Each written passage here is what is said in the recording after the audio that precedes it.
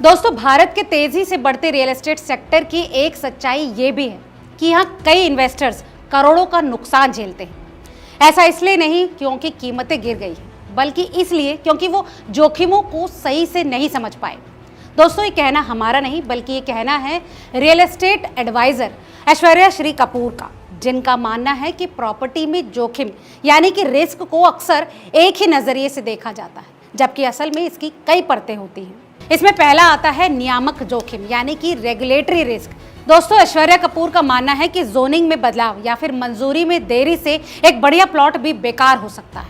यहाँ विशेषज्ञ सलाह देते हैं कि निवेशक महज अंतिम मंजूरी के भरोसे ना रहें, बल्कि सरकारी नीतियों के ड्राफ्ट पर भी नजर रखें। साथ ही रेरा और दूसरे शहरी विकास से जुड़ी बैठकों के अपडेट भी देखते रहें।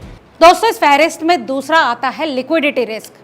कोई प्रॉपर्टी भले ही फायदे का सौदा लगे, लेकिन सवाल यह है कि आप उसे कितनी जल्दी बेच सकते हैं। ये सलाह देती हैं कि नए प्रोजेक्ट्स के प्रचार पर भरोसा करने की बजाय आपको प्रॉपर्टी बेचने के समय की योजना बनानी चाहिए और पुराने प्रोजेक्ट्स की बिक्री पर भी एक नजर रखनी चाहिए। दोस्तों, रियल एस्टेट में इन्वेस्टमेंट में तीसरा रिस्क है बुनियादी ढांचा जोखिम यानी कि इंफ्रास्ट्रक्चरल रिस्क।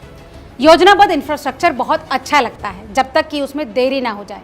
अगर एक मेट्रो लिंक 3 साल लेट हो जाए तो इससे आपके सारे कमाई यानी कि फायदे के अनुमान हिल सकते हैं।